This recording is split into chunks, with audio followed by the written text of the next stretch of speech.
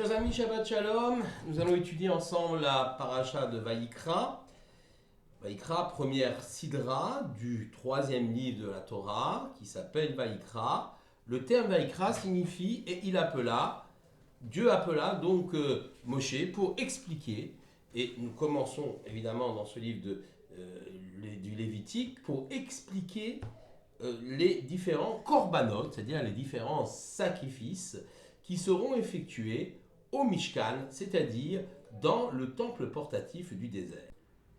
Cette sidra est donc presque exclusivement consacrée au culte des sacrifices, dit les korbanot. Korban, ça vient du terme karov, se rapprocher. On a ici une première explication possible de ces sacrifices. Par le culte des sacrifices, on va désormais essayer de s'approcher du Tout-Puissant. C'est le culte tel qu'il était conçu à l'époque. Mais ce texte de la Torah est assez déroutant. Il est déroutant pour celui qui cherche dans la Torah un modèle de vie ou des enseignements de haute spiritualité. Ce culte est détaillé, extrêmement détaillé, et il est essentiellement technique. Et on a l'impression que cette activité des sacrifices relève d'un autre âge, aujourd'hui révolu. Maïmonide lui-même, dans son ouvrage, le Guide des égarés, Moré Nevuchim, explique que ces sacrifices étaient une concession à la faiblesse des enfants d'Israël. En effet, en Égypte, ils étaient totalement imprégnés par la culture et la religion locale. Ils ne pouvaient donc concevoir de servir Dieu, même si c'est le Tout-Puissant, autrement, par une autre méthode différente de ce que les maîtres égyptiens utilisaient. Autant dire que Maïmonide s'est attiré la foudre ou les foudres de tous les autres commentateurs qui ne pouvaient admettre que des prescriptions de la Torah ne soient que des pis-aller. Grosso modo, Maïmonide explique ce culte des sacrifices et tout ce qui est attaché. Eh bien, c'était la seule façon pour les bénis Israël d'aborder le divin, la spiritualité. Ils n'étaient pas capables de l'aborder autrement, comme nous le faisons aujourd'hui par la tfila, par les prières. Et donc, c'est une sorte de porte d'entrée, de sas vers la spiritualité, vers Dieu, par un chemin que les bénis Israël avaient déjà vu chez les Égyptiens. Une sorte de mimétisme dans lequel on va utiliser le culte des sacrifices pour s'approcher de Dieu. Les autres rabbins rejettent cela car ils considèrent que, quelque part, c'est minimiser la valeur même du culte des sacrifices. Et Maïmonide lui-même, d'ailleurs, prend le contre-pied de son propre enseignement. En effet, dans son ouvrage le Mishneh Torah, qui est son code de loi fondamental, il détaille avec précision toutes les lois des sacrifices, semblant leur donner une valeur en soi. En effet, pour Maïmonide, il détaille les sacrifices comme il détaillerait toutes les autres mitzvot. En passant d'ailleurs dans le Shulchan Arour, dans le code de loi du Rabbi Yosef Karo, on ne va pas parler du tout des sacrifices. Mais Maïmonide les détaille comme si finalement ces sacrifices étaient des mitzvot, des commandements en soi, alors que dans le Moré Nevuchim, il a expliqué que c'était une concession à la faiblesse des bénis Israël.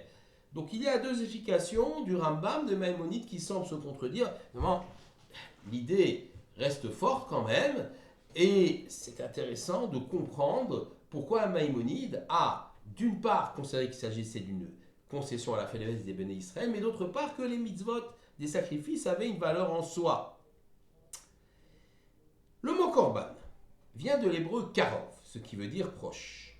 Ainsi, les sacrifices sont des moyens de rapprocher l'homme de son créateur. Mais n'y a-t-il pas de moyens plus simples, plus, comment dirais-je, spirituels pour réaliser un tel rapprochement? Certes, dans la notion de sacrifice, il y a aussi l'idée du don de soi, de l'offrande, du geste généreux. L'homme prend sur ses biens pour offrir au Créateur. Et au-delà du geste d'amour, de prière, qui ne coûte pas grand-chose, eh bien, l'homme va faire un geste concret, celui des sacrifices. Le Corban au temple de Jérusalem avait une autre fonction essentielle, à part celle de faire du don de soi, celle d'unifier tous les éléments présents dans la nature.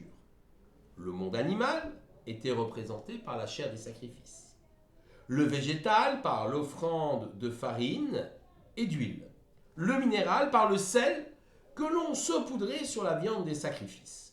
Tout ceci était apporté par l'homme, qui apportait donc l'ensemble des éléments représentant l'ensemble du monde, le minéral, le végétal, l'animal, et l'homme qui réunit tout ça et l'apporte au Créateur dans un geste d'akaratatov, de reconnaissance des bienfaits que Dieu nous prodigue. Au cours des sacrifices, le juif tente alors de réaliser l'unité du monde créé, pour témoigner aussi de l'unité de son Créateur. Il s'agit également d'une reconnaissance, nous l'avons dit, d'une akaratatov. Chaque élément intégré dans un ensemble va retourner vers sa source créative. Le sacrifice simule donc la tâche que chaque juif doit accomplir ici-bas. Vivre dans un monde matériel, certes, mais lui donner une cohérence. Rassembler les différents éléments du puzzle du monde existant, les différents éléments matériels, et pour témoigner aussi que ce monde-là n'a qu'une seule source, une source unique, Akadosh Baruch Hu, notre Créateur.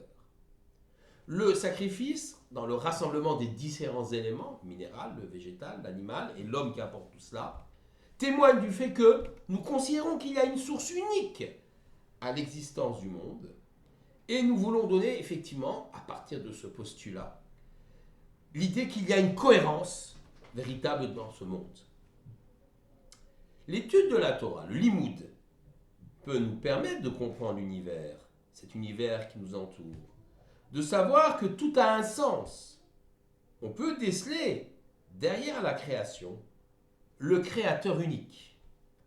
La pratique des mitzvot nous offre la possibilité de bâtir un monde cohérent et d'utiliser le monde matériel, les éléments matériels qui nous entourent pour nous élever spirituellement. Nous n'avons plus de temple, nous n'avons plus de mishkan, mais nous avons le cuir pour les tefilin, le parchemin pour le sefer Torah, les plantes pour le lulav, le tissu, la laine pour le talit. Tous ces éléments-là nous permettent d'accomplir des commandements. Et à l'approche de Pessah, on pourrait même ajouter les différents éléments présents au Seder que nous allons consommer, comme la matzah ou le maror. Aujourd'hui, malheureusement, effectivement, le Beth Amikdash, le temple de Jérusalem, a disparu. Mais le simple fait de lire, ou même d'étudier, ce qui est encore mieux, cette Sidra Vayikra, nous plonge dans l'atmosphère sainte du sanctuaire et nous est comptabilisé par le Tout-Puissant comme si nous avions nous-mêmes physiquement offert ces sacrifices. Il est intéressant de noter que dans les cheder, dans les écoles très très religieuses, les petits-enfants juifs ont l'habitude de débuter leur apprentissage du Chumash par la lecture de cette Sidra de Vayikra. Même si elle apparaît complexe techniquement, commencer par cette Sidra est une coutume bien ancrée dans le cadre de l'enseignement du Chinour des petits-enfants. Et il n'y a rien de plus extraordinaire que les mots de Torah qui s'échappent des lèvres de nos enfants. Shabbat Shalom à tous.